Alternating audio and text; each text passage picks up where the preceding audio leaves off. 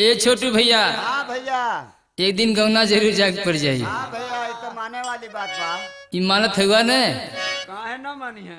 राजधानी भैया ना मानते है। कहना है हाय गवन की बेरिया हो, गवन की बेरिया हो, गवन की बेरिया अजय बुपिया की नगरिया, गवन की बेरिया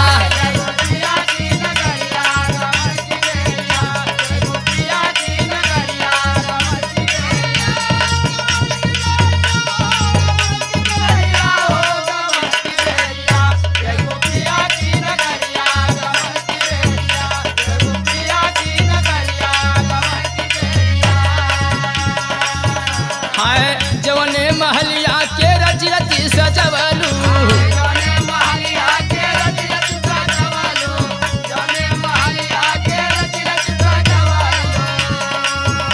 अरे पाके सुंदर तनवा धोखे में बितवलू,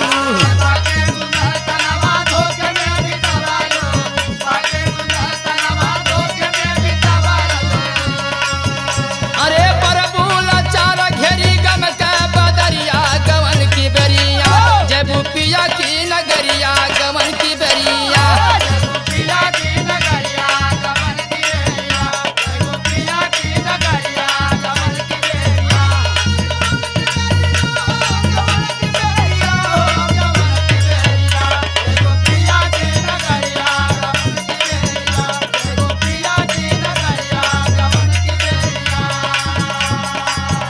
अरे जन्मत दुअरवा पे बाजल बधाई,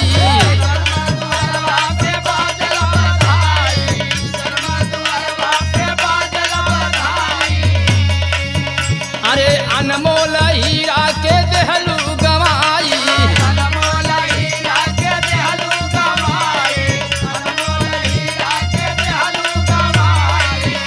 अरे गैलू भुलाइया के माया की बजरिया, गवन की बेरिया जय बुपिया की नगरिया, गवन की बेरिया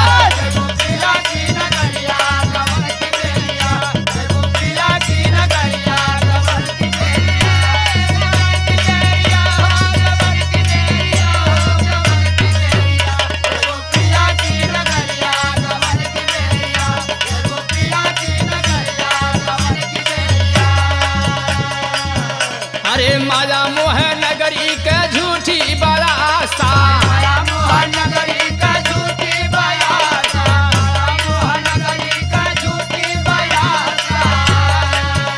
अरे झूठी बरासा हो, झूठी बरासा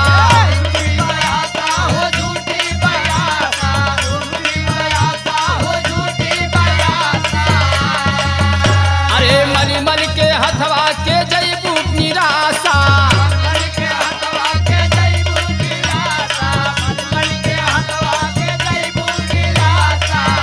अरे जयबू निराशा हो, जयबू निराशा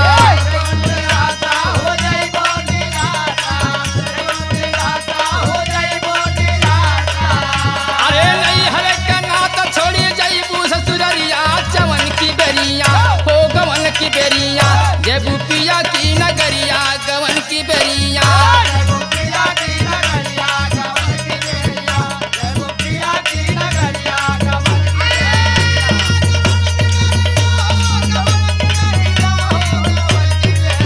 जय बुपिया की नगरिया, गवन की बेरिया